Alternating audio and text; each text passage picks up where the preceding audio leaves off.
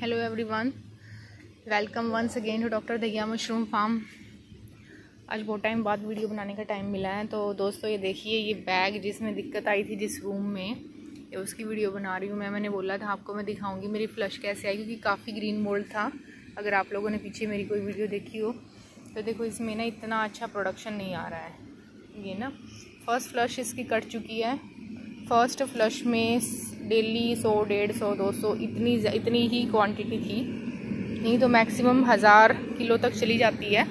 तो कुछ बैग्स में तो है ही नहीं, पिनिंग ही नहीं है वो बैग, पता नहीं कैसे। और कुछ मेरे पास जो आया था कोई लड़का, वो भी इतना प्रॉमिसिंग नहीं था कि उसने कुछ किया हो। तो अब देखो क्या रहता है इसमें, पिनिंग इसमें नहीं आ रही है इतनी ना। ये देख रहे हैं जैसे आप सेकंड फ्लश का काम चल रहा है। आपको दिखाती हूँ, कुछ जगह पे पिनिंग है, जैसे कि इस एरिया में देखिए, इस एरिया में पिनिंग है कुछ बैग्स में, और कुछ बैग बिल्कुल ही सन्नाटा पड़ा है जिनमें कुछ भी नहीं है, कोई पिनिंग नहीं है, कोई मशरूम नहीं। पहले भी नहीं आई है इनमें कुछ खास ना, पहली फ्लश में भी नहीं थी। जिस साइड थी ज़्यादा उसी साइड है, ये पहले भी नहीं थी ये बैग्स में ना, और अब भी इतनी नहीं है, ये खाली ही पड़े हैं। ऊपर भी लगभग खाली ही पड़े हैं। तो अब की बार इतना नहीं है।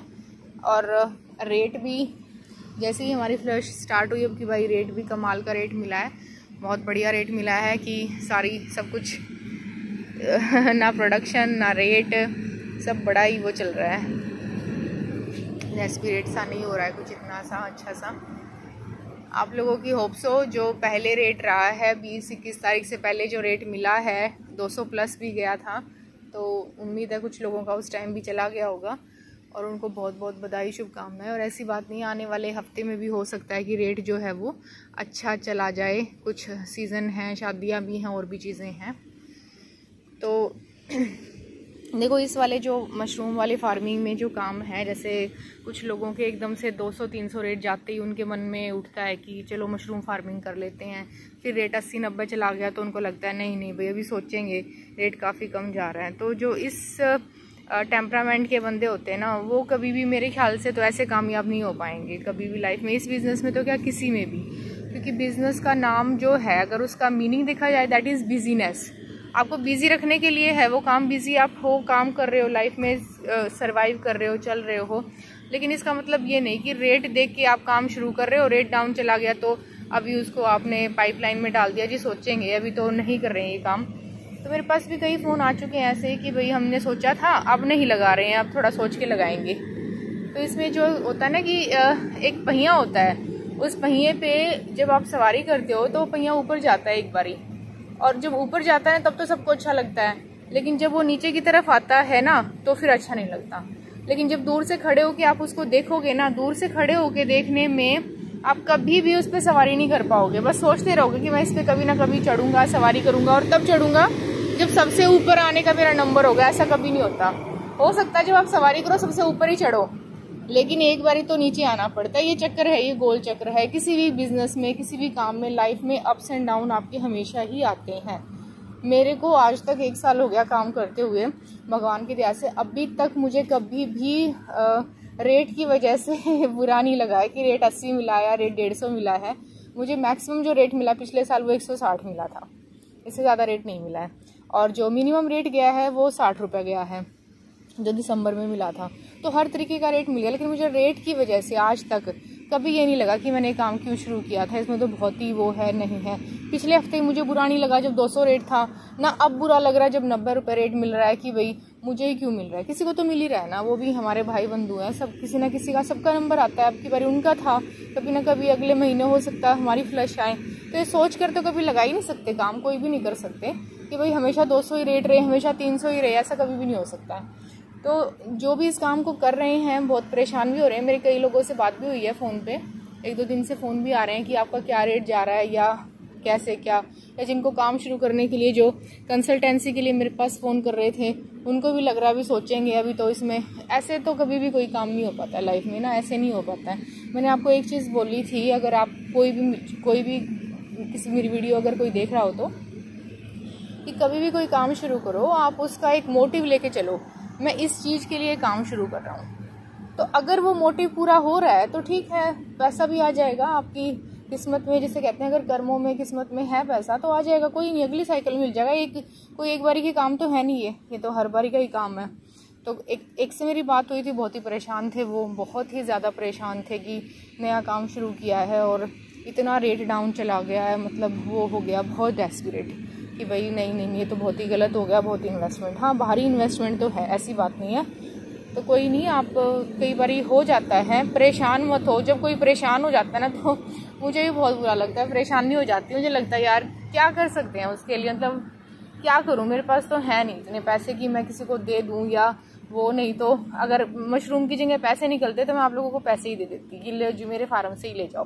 हाँ, आपको मैं बोल रही हूँ, मैं आपको सलाह दे सकती हूँ, गाइडेंस दे सकती हूँ, कुछ मोटिवेशन दे सकती हूँ, क्योंकि अभी तक तो टचवुड मैं पॉजिटिव ही रही हूँ काम के प्रति। मेरा कोई अभी तक नेगेटिव एटीट्यूड नहीं है और ना मुझे ऐसा कुछ बुरा लग रहा है, डिप्रेसिंग लग रहा है। मुझे बहुत अच्छा लग रहा है ये काम, सच बताऊँ मैं। और नो प्रॉफिट नो लॉस पे भी मेरा बिजनेस चल रहा है, जो ये अगर बिजनेस कहें तो इसे, बाकी ये मेरा पैशन है, बिजनेस नहीं है।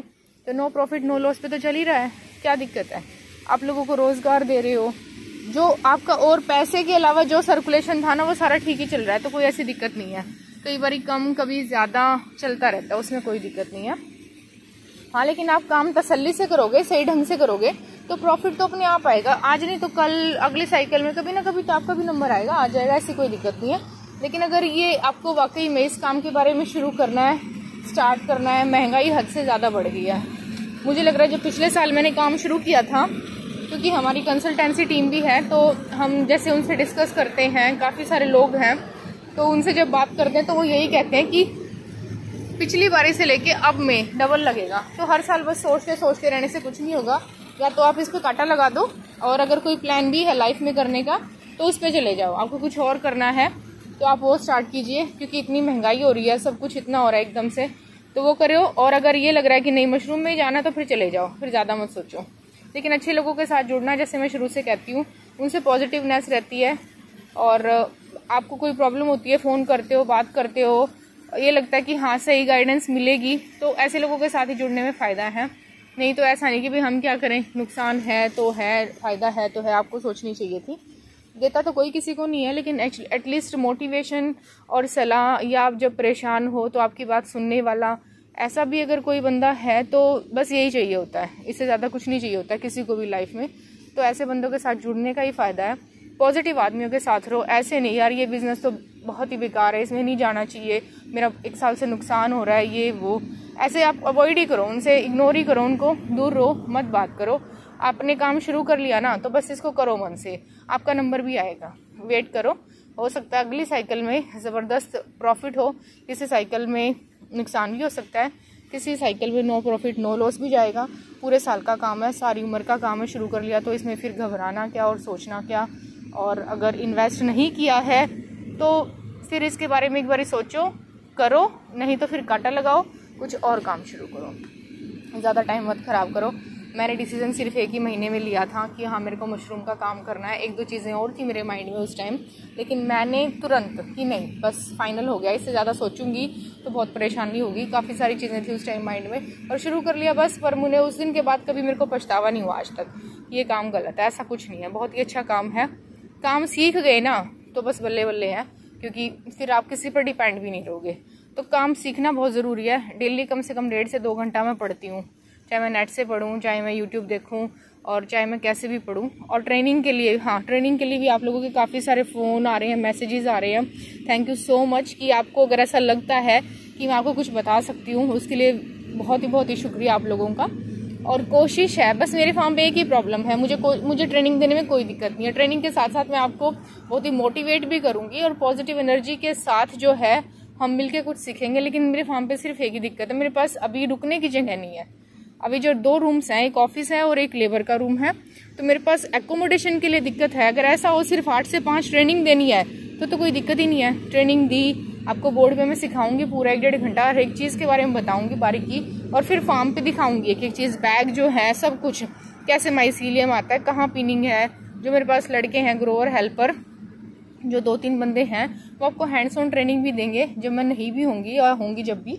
तो आप जैसे भी कितनी देर तक करना चाहो कोई दिक्कत नहीं, लेकिन कोई दूर से अगर आ रहा है तो रुकने की प्रॉब्लम है। मेरे पास फ़ोन आया था अभी कंबोडिया से, वो मैं कंबोडिया से भाई क्या करने आएगा वहाँ, इतनी दुनिया किसी और से सीख ले, मेरे पास तो कुछ है नहीं। वो भी यूट्यूब देख के उन्होंने कहीं से नंबर लेके मेरे हस्बैंड का नंबर डाल रखा है मैंने, तो उनसे बात हुई थी कि मैं आना चाहता हूँ और मेरा अगर एकोमोडेशन करवा दो तो मैं सीखना चाहता हूँ, तो वो पॉसिबल है नहीं। तो आप लोग कोशिश करो कि अगर मैं शुरू करती हूँ तो मैं डाल दूँगी, और मैं खुद ही चाहती हूँ। मैंने मतलब बात भी करी थी हॉर्टिकल्चर डिपार्टमेंट में जो डायरेक्टर सर है, उनसे ही पूछा था कि सर अगर मेरे फार्म पे ऐसा कुछ पॉसिबल, गवर्नमेंट भी उन्होंने भी कहा है कि वो ज़रूर हॉर्टिकल्चर डिपार्टमेंट भी इसमें देखेगा। कुछ ना कुछ मैं उनके भी 1-2 लेक्चर्स या उनका एक दिन पूरी ट्रेनिंग में एक दिन उनका भी कुछ ऐसा हो कि वो आपको हॉर्टिकल्चर से रिलेटेड जितनी भी जानकारी हैं, सब्सिडी की, फार्म की, सब कुछ आपको बताएं। तो वो भी मैंने बात कर रखी है। और जो हमारी टीम है जो पफ पैनल्स और ये सारी चीज़ लगाते हैं, बहुत अच्छे हैं, उनसे भी बात हो रखी है। तो वो भी एक दिन जो हैं आएंगे, सारी जानकारी, रेट, डिटेल सब कुछ आपको बता के जाएंगे। तो पूरा सिस्टम तो हमारे माइंड में है, सब कुछ हो सकता है, बस एकोमोडेशन की प्रॉब्लम है कि जो दूर से आएंगे, क्योंकि ज़्यादातर दूर के ही लोग हैं। कोई नेपाल से फ़ोन कर रहा है, कोई मतलब कहीं से, मतलब पता नहीं क्या दिक्कत है। यहाँ वाले जब आएंगे, जब मैं देखूँगी, आज 2-3 बंदे हैं अभी जो मुझे लग रहा है कि इंटरेस्टेड हैं। बाकी रहेगा तो मैं आपको ज़रूर बताऊंगी। और रेट के लिए चिंता मत करो यार, हो जाएगा, कुछ नहीं ऐसा, पूरी उम्र का काम है, अच्छे रेट मिलेंगे आपको। मेरी बेस्ट विशेज़ आप लोगों के साथ हैं, आप भी मुझे दुआएं दो और अच्छा काम करेंगे हम सब मिलकर।